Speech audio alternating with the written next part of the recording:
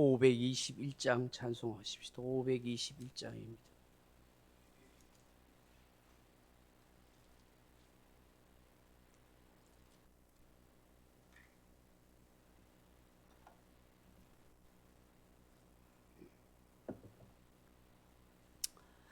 (521장입니다) 구원으로 인도하는 그 문은 참 좁으며 생명으로 인도하는 그 길은 참 험하니 우리 몸에 지워있는 그 더러운 죄짐을 하나 없이 벗어놓고 힘써서 들어갑시다. 구원으로 인도하는 그 좁은 문 들어가 영생으로 인도하는 그 생명길 갑시다. 이 세상에 많은 사람 그 문으로 들어가 넓은 길로 갈지라도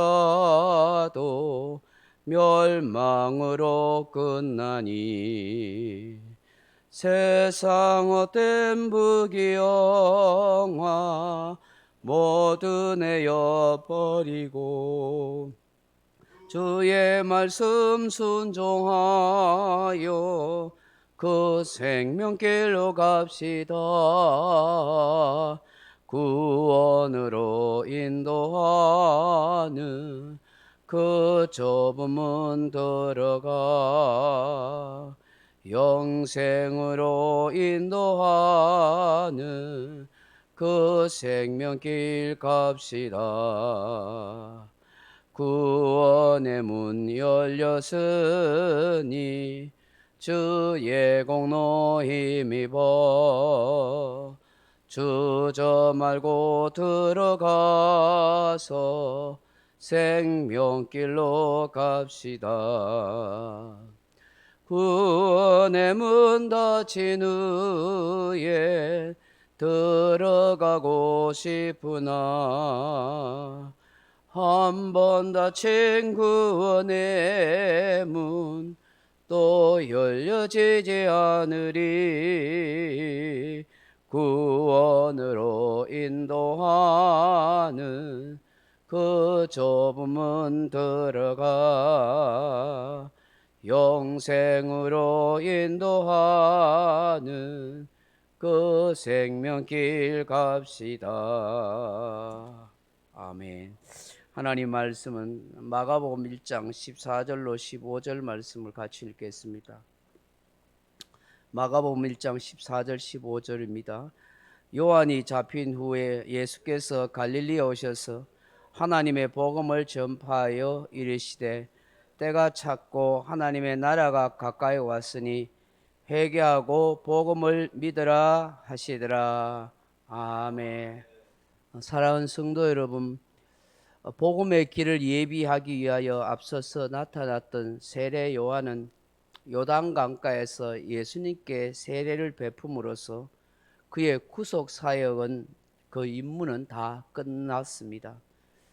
하나님은 요한으로 하여금 분봉한 헤롯의 불륜을 책망케 하심으로 그를 투옥당하게 하시고 동시에 그의 공적 사역도 이것으로 끝나게 하셨습니다. 이에 참빛이신 예수님께서 나타나셨으므로 켜서 비치는 등불인 요한은 이제 더 이상 필요가 없는 것입니다. 마침내 요한의 말대로 광야에 외치는 자의 소리처럼 그는 그렇게 사라져 갑니다. 드디어 예수님의 사역이 시작됩니다. 광야 40일간의 시험을 마치신 후에 갈릴리에 오셔서 하나님 나라의 복음을 외치기 시작합니다. 오늘 본문에 보시면 때가 찼고 하나님의 나라가 가까이 왔으니 라고 말씀합니다. 여기에 때가 찼다 하는 때는 카이오스라 하는 말입니다. 때, 시간이라 하는 단어가 두 가지인데 하나는 크로노스입니다.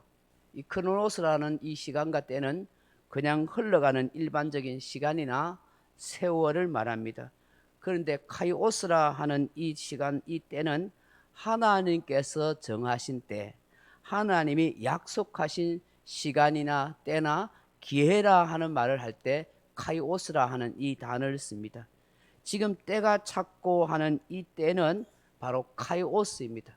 하나님이 약속하신 때, 하나님이 정하신 때, 하나님이 언약으로 우리에게 주신 그 때를 말씀하는 것입니다.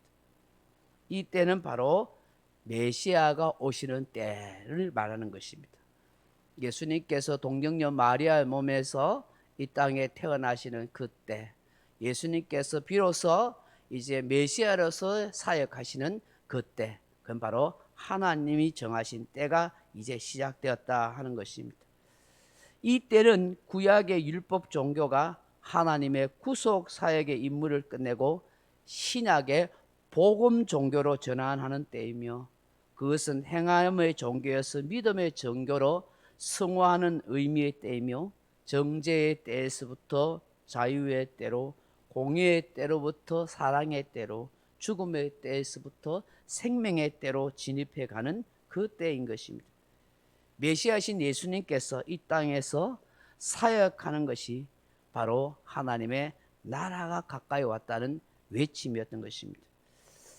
그렇다면 예수님께서 외치신 이 하나님의 복음, 이 하나님 나라의 복음은 무엇일까요? 그건 첫째로 회개하는 것이다 하는 것입니다. 회개하고 하나님의 나라가 가까이 왔으니 회개하고 복음을 믿으라 그렇게 했습니다. 먼저가 회개인 것입니다.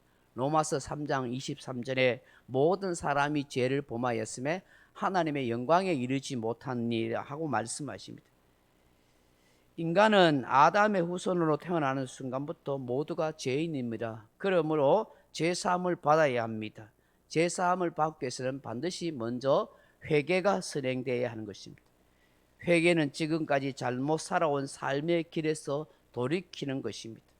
하나님 없이 살던 삶에서 돌아서는 것이고, 하나님의 말씀과 계명 없이 살던 삶에서 이제 하나님의 말씀과 계명을 따라 살아가는 삶이 되는 것, 그것이 곧 회개인 것입니다. 인간이 하나님을 향하여 마음의 문을 열 때 성령께서 오셔서 회개에 이르도록 해 주시는 것입니다. 사도 베드로는 사도행전 2장 38절에서 이렇게 말씀합니다. 베드로가 이럴 때 너희가 회개하여 각각 예수 그리스도의 이름으로 세례를 받고 제사함을 받으라. 그리하면 성령을 선물로 받으리니 그렇게 말씀하셨습니다. 지난날 자신의 모든 죄에 대해서 고백하고 하나님 뜻대로 살지 못한 것에 대해서 이제 돌이켜서 하나님 뜻대로 살고자 하는 마음을 가지고 이제 예수 그리스도를 믿는 믿음의 사람은 나올 때에 은혜를 하나님이 주셔서 제사함의 은혜, 성령을 받는 은혜를 주신다는 것입니다. 요한계시록 3장 20절에서는 이런 말씀합니다. 볼지어다 내가 문 밖에 서서 두드리노니 누구든지 내 음성을 듣고 문을 열면 내가 그에게로 들어가 그와 더불어 먹고 그는 나와 더불어 먹으리라 그렇게 말씀합니다. 내 마음문을 열고 예수님을 모셔드릴 때에 예수님이 내 안에서 동고동락 먹고 마시는 함께하는 그런 은총을 누리게 되는 것입니다. 회개는 바로 이런 은혜의 역사가 이루어지는 것입니다. 두 번째는 무엇입니까? 바로 복음을 믿는 것입니다. 이 복음을 믿는다는 것은 바로 예수 그리스도를 내 인생의 생명의 주인으로 모시고 그분의 존재를 믿는 것입니다. 제사함은 죄를 완전히 용서해 주시는 하나님의 은혜를 말하는 것이며, 예수 그리스도의 십자가의 대속의 공로를 통해서 제사함이 이루어졌다는 사실을 믿는 것입니다. 그러므로 회개는 믿음의 입문이라고 한다면 이 믿음은 신앙의 토대를 마련하는 것입니다. 회개하고 예수 그리스도를 믿을 때에 하나님의 나라가 열리고 하나님의 나라에 들어갈 수 있게 되는 것입니다. 독일에 말틴 미네르라 하는 목사님이 계십니다. 이 목사님이 2차 세계대전 때에 이 독일의 이 독재자 히틀러 밑에서 본 헤퍼라는 유명한 목사님과 신학자와 함께 감옥에 갇혔다가 다른 본 헤퍼를 비롯한 많은 목사님과 그런 성도님들은 다 처형당하고 죽었는데 기적같이 이 목사님은 추록할 수 있었습니다. 그 후에 뜻을 품고 내가 정치를 해야겠다. 바른 정치를 통해서 이 독일을 구원하고 이 독일을 예수께로 그렇게 올 수 있도록 만들어야겠다. 복음화해야겠다. 그런 마음을 가졌던 것 같습니다. 그런데 어느 날 이상한 꿈을 꾸었다는 것입니다. 자신과 더불어 많은 사람들이 하나님의 심판대 앞에 서게 있었는데 그때 자기의 뒤에서 주님께서 사람들을 향하여 그렇게 외치더라는 것입니다. 너희들이 한 일을 변명해 봐라 하고 그렇게 주님께서 질문하니까 많은 사람들이 하나같이 말하기를 나를 반대하고 욕하는 사람은 있었지 나에게 예수를 전해주는 사람은 아무도 없었어요 하고 억울하다면서 그렇게 눈물을 흘리면서 외치더라는 거예요. 그 꿈을 똑같은 꿈을 자그마치 7번이나 똑같이 꾼 거예요.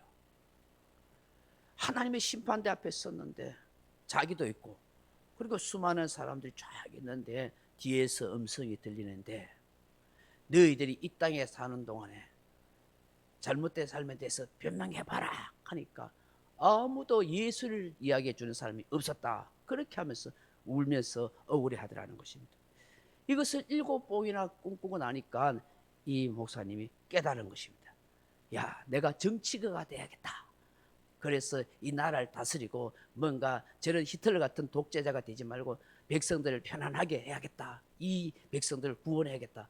이런 생각을 했는데 그런 생각을 다 내려놓고 예수의 복음을 전해야겠다 하는 그런 깨달음을 갖게 되어서 이제 신학을 하고 이제 목회자가 되었다는 것이죠. 내가 복음을 듣지 못해서 하나님의 심판을 받아 멸망의 길로 가는 저 사람들을 전도해야겠다. 복음을 전하는 사람이 없었어. 복음을 듣지 못해서 이렇게 심판받아서 멸망의 길로 가는 것에 대한 그런 생생한 소리를 듣게 되었던 것 때문인 것입니다. 하나님 나라에 복음을 전하는 것보다 더 시급하고 더 중요한 것이 없다는 것을 깨달았던 것입니다. 오늘 우리는 이 사실을 믿어야 하고 하나님의 나라의 복음을 많은 사람들에게 전해줘야 하는 것입니다. 가서 회개하고 예수 그리스도를 믿으십시오 하는 소리를 우리는 외칠 수 있어야 하는 것입니다. 이것이 바로 예수님을 믿고 따르는 저와 여러분이 해야 할 사명인 줄로 믿습니다. 각자 기도하시다가 돌아가시기 바랍니다.